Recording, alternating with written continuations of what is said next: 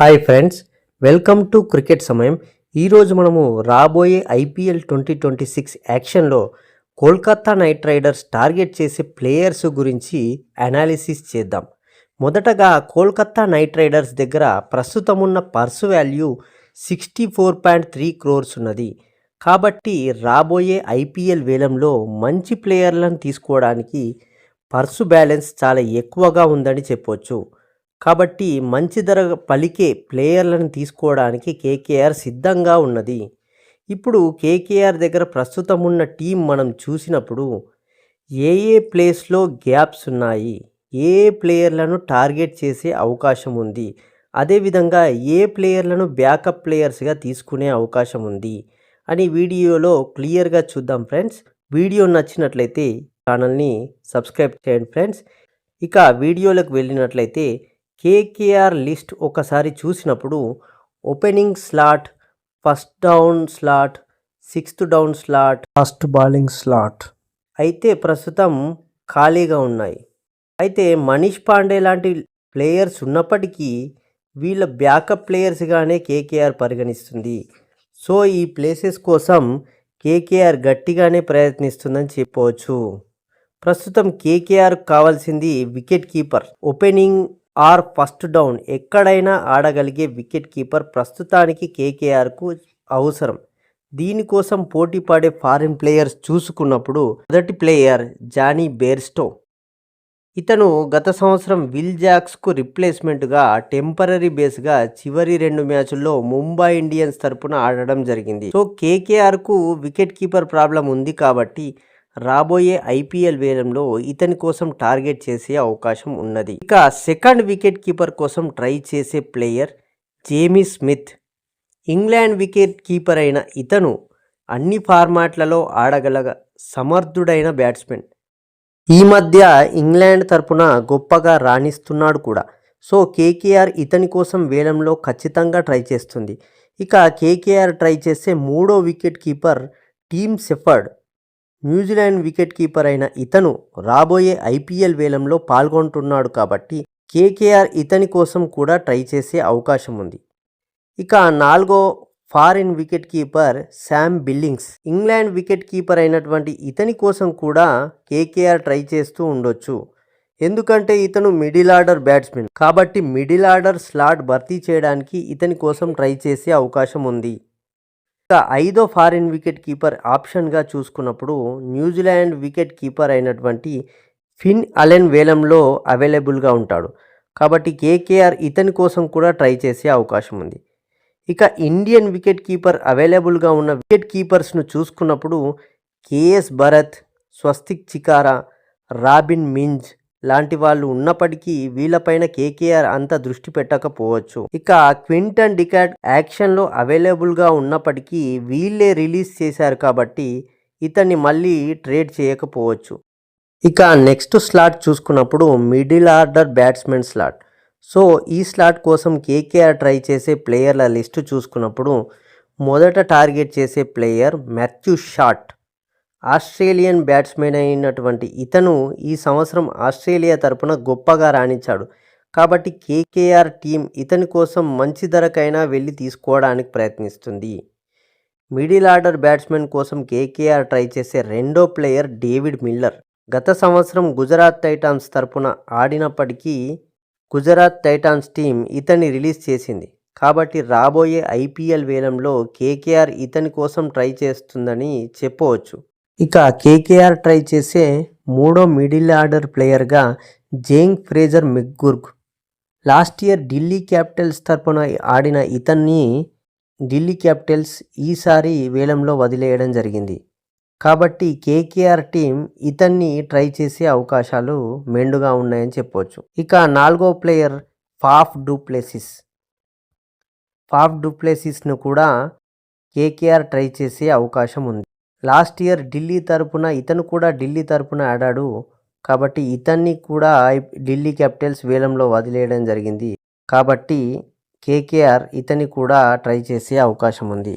KKR try చేసే fifth player Rachin Ravindra గత సంవత్సరం చెన్నై సూపర్ కింగ్స్ తరపున ఆడాడు. మొదట్లో బాగానే ఆడిన తర్వాత పేలవ ప్రదర్శన కారణంగా ఈ సంవత్సరం ఇతన్ని రిలీజ్ చేయడం జరిగింది. కానీ ఇతను బౌలింగ్ కూడా వేయగలడు కాబట్టి ఇతన్ని తీసుకునే అవకాశాలు మెండుగానే ఉన్నాయని చెప్పవచ్చు. కేకేఆర్ వేలంలో ట్రై చేసే 6th player Devon Conway. New Zealand player అయినటువంటి ఇతను లాస్ట్ ఇయర్ గత సంవత్సరం చెన్నై సూపర్ కింగ్స్ తరపున ఆడాడు. కాకపోతే చాలా మ్యాచుల్లో అవకాశాలు ఇచ్చినప్పటికీ నిరాశపరచడం జరిగింది. కాబట్టి ఇతన్ని ఈ సంవత్సరం వేలంలో వదిలేయడం జరిగింది. సో కేకేఆర్ ఈ సంవత్సరం ఇతని కోసం కూడా ట్రై చేసే అవకాశాలు ఉన్నాయి. ఇంకా వీళ్ళనైతే మిడిల్ ఆర్డర్ కోసం కేకేఆర్ ట్రై చేసే అవకాశం ఉందని మాత్రం చెప్పవచ్చు. కేకేఆర్ భర్తీ చేయాలనుకుంటున్న నెక్స్ట్ స్లాట్ చూసుకున్నప్పుడు ఆల్రౌండర్ స్లాట్. ఎందుకంటే ఆండ్రూ రసెల్ను రిలీజ్ చేశారు కాబట్టి ఆ ప్లేస్ను భర్తీ చేయడానికి మంచి బౌలింగ్ ఆల్రౌండర్ తీసుకునే అవకాశాలు ఉంటాయి. వీటి కోసం ట్రై చేసే ప్లేయర్స్ లిస్ట్ చూసుకున్నప్పుడు మొదటి ఆప్షన్గా క్యామరూన్ గ్రీన్ను యాక్షన్లో ట్రేడ్ చేసే అవకాశం ఉన్నది. ఇతని కోసం కేకేఆర్ ఎంత ధరకైనా వెళ్ళడానికి సిద్ధంగా ఉంటుంది. ఇంకా ఆల్రౌండర్ల లిస్టులో రెండో ఆప్షన్గా లియామ్ లివింగ్స్టోన్ను టార్గెట్ చేసే అవకాశం ఉంది. ఎందుకంటే ఇతను చివరి ఓవర్లలో చాలా వేగంగా బ్యాటింగ్ చేయగలడు, అదేవిధంగా స్పిన్ బౌలింగ్ కూడా చేయగలడు. కాబట్టి ఇతని కోసం కూడా కేకేఆర్ టీం ట్రై చేసే అవకాశాలు ఉన్నాయి. ఇంకా మూడో ఆల్రౌండర్ ఆప్షన్గా మైకెల్ బ్రేస్వెల్ ఉండనున్నాడు. న్యూజిలాండ్ ప్లేయర్ అయినటువంటి ఇతను ఎక్కడైనా బ్యాటింగ్ చేయగల సమర్థుడు, అదేవిధంగా స్పిన్ బౌలింగ్ వేయగల కూడా సమర్థుడు. కాబట్టి ఇతని కోసం ట్రై చేసే అవకాశాలు కేకేఆర్కు మెండుగా ఉన్నాయని చెప్పవచ్చు.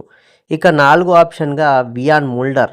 ఇతను మిడిల్ ఆర్డర్లో బ్యాటింగ్ చేయగల కేపబిలిటీ ఉన్న బ్యాట్స్మెన్, అదేవిధంగా మీడియం పేస్ బౌలింగ్ కూడా చేయగలడు. కాబట్టి కేకేఆర్ ఇతని కోసం కూడా ట్రై చేసే అవకాశం ఉన్నది. 5th టార్గెట్ ఆల్రౌండర్గా గ్లెన్ మ్యాక్స్వెల్ ఉండనున్నాడు. లాస్ట్ ఇయర్ పంజాబ్ కింగ్స్ తరపున ఆడిన ఇతను అంత బాగా పర్ఫార్మెన్స్ ఇవ్వకపోవడంతో పంజాబ్ కింగ్స్ ఇతన్ని వదిలేసింది. ఈ యాక్షన్లో తక్కువ ధరకి గ్లెన్ మ్యాక్స్వెల్ లభించే అవకాశం ఉంది. కావున కేకేఆర్ బ్యాకప్ ఆప్షన్గా ఇతన్ని తీసుకునే అవకాశాలు ఉన్నాయి.